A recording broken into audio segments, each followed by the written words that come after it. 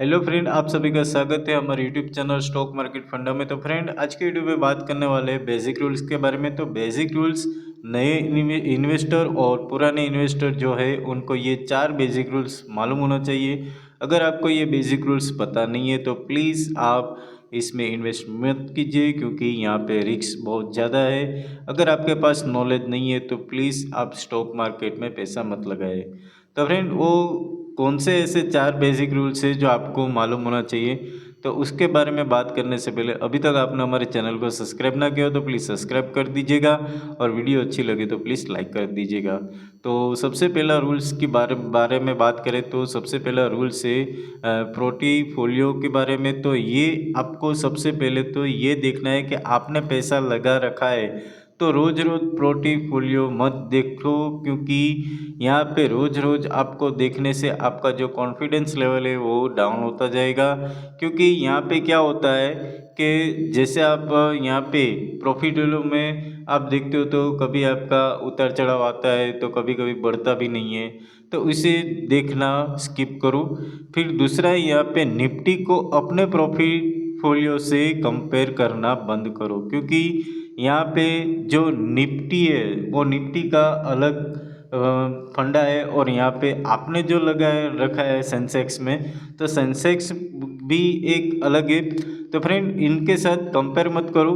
तो ये सबसे पहला रूल्स है कि पहले तो आप अपना जो पैसा लगाया है उसे बार बार मत देखो। और यहाँ पे निफ्टी 50 की बात करें तो जैसे यहाँ पे एक एग्जांपल है, तो यहाँ पे निफ्टी 50 के अंदर वो ऐसी 50 कंपनी है जो टॉप लेवल पर चल रही है, लेकिन इनके अंदर 8,000 से भी ज़्यादा कंपनी है। तो फ्रेंड, वो जो टॉपर है वो 50 को यहाँ पे दिखाई दे रहे हैं निफ्टी 50 के अंदर। जैसे मान लो ए 100% है, सी 50% है, जेड 40% है, बी 250% है, और डी है -20%। तो फ्रेंड, इस तरह से इसमें 8,000 से भी ज़्यादा कंपनियां जुड़ी हुई है निफ्टी 50 के अंदर। तो 50 इसमें कंपनी नहीं है, उससे भी ज़्यादा कंपनी जुड़ी हुई है। सेकंड रूल्स की बात करें तो सेकंड रूल्स है यहाँ पे शेयर प्राइस। तो कभी कभी क्या होता है, हम लोग कहाँ पे अपना फोकस लगाते हैं, यहाँ पे मान लो XYZ है, उनका शेयर प्राइस है यहाँ पे 5 रुपीज़, और ABC का यहाँ पे है 5,000। तो हम क्या करते हैं कि 5 रुपीज़ का शेयर मिल रहा है तो चलो ले लेते हैं, लेकिन आप ये कम रुपीस वाले शेयर में मत जाओ, क्योंकि इनका कोई भरोसा नहीं किया जाता, ये बढ़ेगा या नहीं बढ़ेगा, ये कंपनी चलेगी या नहीं चलेगी। तो कंपनी के बारे में देखो कि भाई ये 5 रुपये में क्यों शेयर हो रहा है, इनकी स्टैंडर्ड क्या है। और यहाँ पे ABC की देखो तो 5,000 है, तो इनका कुछ वैल्यू तो होगा ना। तो ये स्टैंडर्ड कंपनी है, लग रहा है ये बड़ा है, लेकिन ये आपको सबसे ज़्यादा बेनिफिट करके देगा। तो दूसरा रूल्स है कि आप कम प्राइस वाले शेयर मत खरीदिए, आप जो ज़्यादा चल रहे हैं पैसे वो खरीदिए। जैसे यहाँ पे एक एग्जांपल दिया है, तो यहाँ पे आरकॉम का प्राइस 2013 में कितना था, 50 रुपीज़। MRF का यहाँ पे कितना था, 12,500।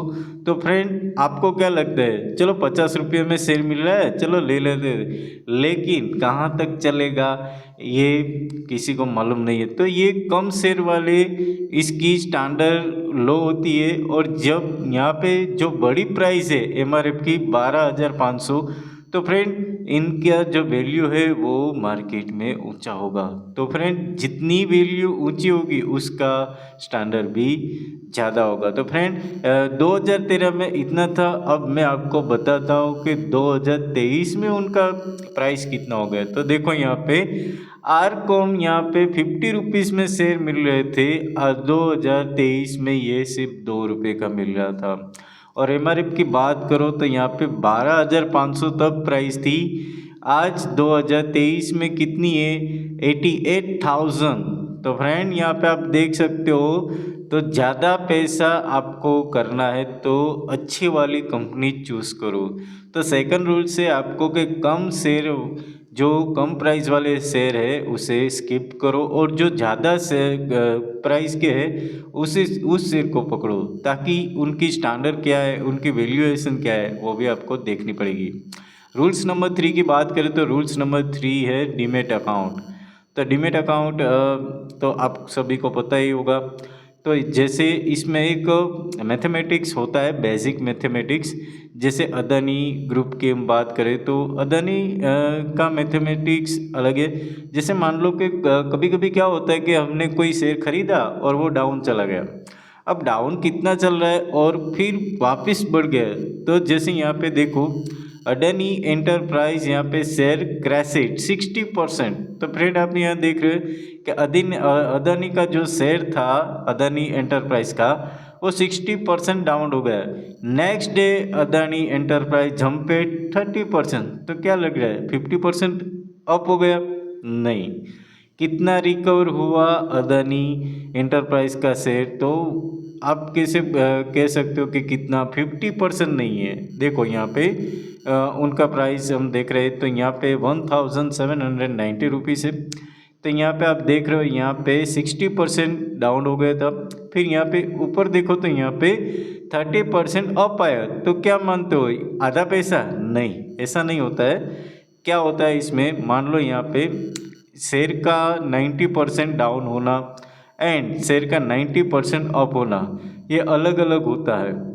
ठीक है, उनके प्राइस के ऊपर डिपेंड रखता है। तो उनकी प्राइस क्या है उसके आधारित आप डिपेंड करते हैं। यहाँ पे फॉर एग्जांपल है XYZ का एक शेयर है, उसका 100 रुपीज़ का प्राइस है।